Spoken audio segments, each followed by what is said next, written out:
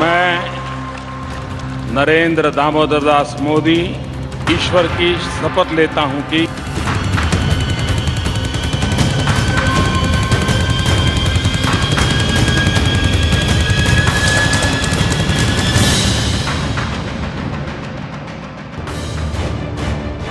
क्या मोदी कबूल हैं? अब तक आपने देखा दिल्ली से लेकर मुंबई तक देश के बड़े बड़े मुस्लिम धर्मगुरु, बिजनेसमैन, मुस्लिम स्कॉलर ने पहली बार अपने मन की बात कही। ऑल इंडिया इमाम एसोसिएशन के अध्यक्ष मौलाना साजिद रशीदी ने बड़ी बात कही। वो बोले मोदी सेक्युलर है। गुजरात दंगों में मोदी का कोई रोल नहीं था। सेकुलर का मतलब वो है कि जिसकी नीति सेकुलर हो, जो मुसलमान को भी साथ लेकर चलना चाहता हो, जो 125 करोड़ की बात करता हो, सेकुलर उसको कहते हैं। और मैं तो एक बहुत बड़ी बात आपसे ये कहना चाहता हूँ आपके चैनल के माध्यम से कि 2002 के फसाद में जिस तरीके से मोदी जी को मुलव्वस किया जाता है, हमने इसके बारे में बहुत सारी जानकारियाँ इकट्ठी की हैं। मोदी जी का हाथ नहीं था 2002 के अंदर। मोदी जी को कोर्ट ने भी क्लीन चिट दे दी है। और मैं समझता हूँ कि मुसलमानों को भी अपने दिमाग से ये बात निकाल देनी चाहिए कि 2002 के दंगे के अंदर मोदी जी का कोई हाथ था। ऑल इंडिया इमाम ऑर्गेनाइजेशन के चीफ इमाम उमैर अहमद इलियासी ने कहा, देश के मुसलमानों को मोदी पर भरोसा करना चाहिए और मोदी को मुसलमानों के लिए काम करना चाहिए। मैं समझता हूं कि अच्छा गुमान करना चाहिए और अच्छा गुमान करने से अच्छी बात ही आती है और अच्छी उम्मीद हमें है और हम पूरी उम्मीद करते हैं कि इस पूरे मामले में नरेंद्र मोदी जी मुसलमानों के साथ एक अच्छा मामला करेंगे, ऐसा मुझे लगता है। ये बहस अभी जारी है। देश के कुछ और मुस्लिम धर्मगुरु, उलेमा, इमाम और विद्वान से बात करेंगे। उनसे पूछेंगे क्या मोदी कबूल हैं? जी, आप देख रहे हैं हमारा एक खास शो क्या मोदी कबूल है। मोदी सरकार के 2 हफ्ते पूरे हो चुके हैं। मोदी सरकार को लेकर सबसे ज्यादा सवाल देश के मुसलमानों के ही मन में थे। आज हम उनके मन को टटोलने की कोशिश कर रहे हैं, ये जानने की कोशिश कर रहे हैं कि क्या उन्होंने मोदी को कबूल करना शुरू कर दिया है या भी इसमें और वक्त लगेगा। अब हम बात करेंगे असम से लोकसभा में सांसद चुने गए और नरेंद्र मोदी के कट्टर विरोधी माने जाने वाले बदरुद्दीन अजमल साहब से। अजमल साहब, स्वागत है आपका। देखिए, चुनाव के वक्त तो आप मोदी के खिलाफ नारा बुलंद करते थे और मोदी अच्छे दिन आने का वायदा किया करते थे। अब दोनों अब आप संसद में पहुंच गए हैं, तो इस वक्त मोदी के बारे में आपकी क्या सोच है? इस मुल्क का मुसलमान गुज़िश्ता 65 साल से वादों पे जी रहा है। ये मेरी अपनी राय है।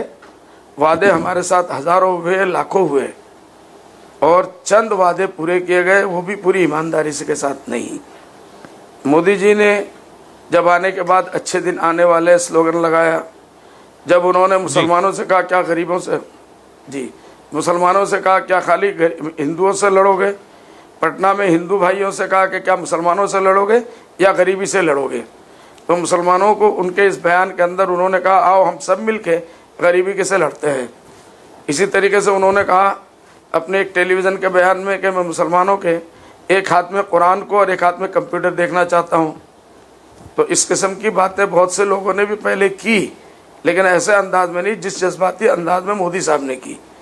और उनके इस बयान को सुनकर मेरे दिल को ये लगा, फिर पार्लियामेंट को जो डेमोक्रेसी का सबसे बड़ा स्तंभल है, जो सबसे बड़ा मंदिर है, वो जिस तरीके से घुसने के वक्त में उन्होंने उसको सज्जा किया। फिर जिस तरीके से अडवाणी जी को जब उन्होंने एक बयान दिया तो उसके ऊपर वो जैसे धाड़े मार के रोए। फिर उसके बाद गुजरात में गए और गुजरात में जाने के बाद उन्होंने जब अपने छोटे साथियों को जो 14 साल उनके साथ में वो एज ए चीफ मिनिस्टर थे, उनसे विदा लेते हुए उनसे माफ़ी मांगी खुल के। जो एक चीफ प्राइम मिनिस्टर बन चुका था एक आदमी, उसको इसकी ज़रूरत नहीं थी। इससे पता चलता है कि उनके दिल में एक धड़कता हुआ दिल है और वो भी कुछ करना चाहते हैं। वो हिंदुस्तान के मुसलमानों को साथ में लेकर चलना चाहते हैं। तो मुझे अपने साथी, मेरी बात ये मेरा पर्सनल है और मैं समझता हूँ कि पूरे हिंदुस्तान के लाखों मुसलमानों को उनके अंदर कुछ उम्मीद की नज़र आ रही है, उम्मीद की किरण नज़र आ रही है। जी, नहीं तो क्या आपकी बातों का ये मतलब निकाला जाए कि आप समझते हैं कि देश के करोड़ों और मुसलमानों के लिए भी अच्छे दिन आने वाले हैं? अब ये वक्त बताएगा कि अच्छे दिन आने वाले हैं, उसमें मुसलमानों का कितना हिस्सा रहेगा। क्या वो बराबर बराबर अच्छे दिन के हिस्सेदार होंगे? तालीमी मैदान में वो बराबर के बराबर हिस्सेदार मिलेंगे? गरीबों को दौड़ा भगाने में क्या उनको बराबर का हिस्सा दिया जाएगा? तालीम के मैदान में उनको बराबर का हिस्सा दिया जाएगा?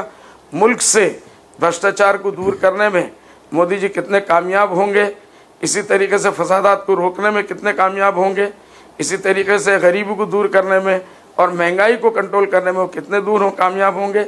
उन्होंने एक बहुत अच्छा कदम किया, मेरे हिसाब से मुबारकबादी के लायक है कि उन्होंने सार्क अपने प्रोग्राम के अंदर जो शपथ ग्रहण था उसके अंदर सार्क कंट्रीज़ के और ख़ासकर मुस्लिम ममालिक के लोगों को बुलाकर उन्होंने एक बहुत बड़ा पैगाम दिया कि मुसलमान मुझे अपना दुश्मन ना समझे। और मैं समझता हूँ ये एक बहुत अच्छा पैगाम था उनकी तरफ से।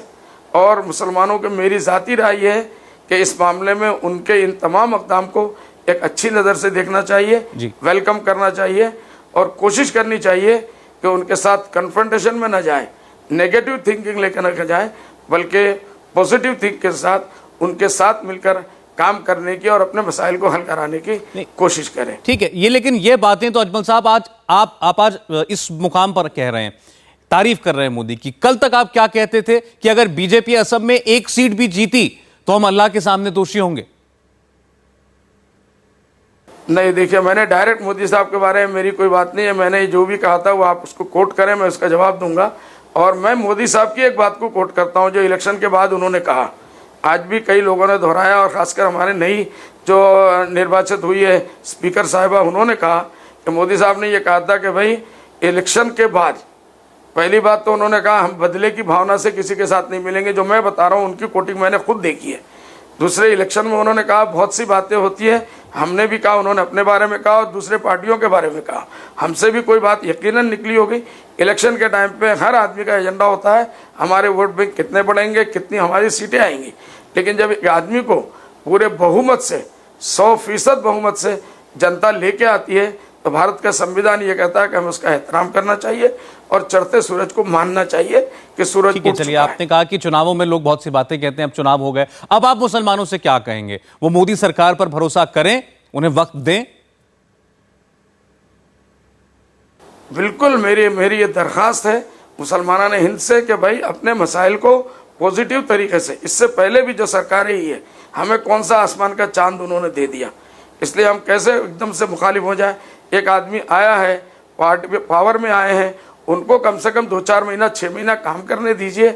आज जो पूना का घटना हुआ दुर्भाग्य की बात है, लेकिन मैं समझता हूँ ये भी एक साजिश है मोदी सरकार को बदनाम करने की। मैं उनको आज ही खत लिख रहा हूँ कि आप इस किस्म की चीज़ों के ऊपर फ़ौरन रोक लगाइए, चाहे वो कोई भी तंजीम हो, हिंदू तंजीम हो या कोई तंजीम हो, उनको फ़ौरन अरेस्ट होना चाहिए। और इन लोगों को ये मैसेज जाना चाहिए कि अब हिंदुस्तान में ये जो पुराने ज़माने में कि मुसलमानों की मस्जिद में जो है सूअर का गोश्त फेंक दिया गया और मंदिर के अंदर गाय का गोश्त फेंक दिया गया, ये नहीं चले वाला। ये पुराना ज़माना हो गया, अब इसको ख़त्म करो और भूल जाओ और नए रास्ते को, नए मुल्क की तरफ आगे बढ़ने की। तो चलिए, अब एक पॉलिटिकल सवाल आपसे, क्या अब बदरुद्दीन अजमल की पार्टी AIUDF नरेंद्र मोदी का समर्थन करेगी? नहीं, देखिए अच्छे कामों के लिए मैंने आज भी कहा, मैंने आज अपना जो भाषण दिया उसके अंदर यही कहा कि जो कुछ अच्छे काम, जो भी अच्छे इश्यूज करेंगे, क्या आप कहेंगे कि उसकी मुखालफत करो? मुल्क और मिल्लत के बारे में, मुसलमानों के बारे में और गरीबों के बारे में, गरीबी हटाओं के बारे में, दलितों के बारे में, हमारे आसाम के मुख्तलिफ कबाइल हैं उनके बारे में, अगर वो कोई अच्छी सोच लेके आएंगे, कोई अच्छा प्रपोजल लेके आएंगे मुल्क और उसकी भलाई के लिए, तो वो ज़रूर हम उसका इस्तकबाल करेंगे। हमारी पार्टी उनका इन इश्यूज़ के ऊपर पूरा का पूरा साथ देगी, क्यों नहीं देगी। और अगर कोई ऐसी बात आती है जो इसके मुखालिफ है तो हम उनको याद दिलाएंगे कि आपने वादा किया था इन कंट्रोवर्शियल मसाइल के ऊपर आप न जाएं, आप अच्छे से अच्छा एक गुड गवर्नेंस की आपने बात की, हमें बड़ी उम्मीद है कि आप गुड गवर्नेंस देंगे।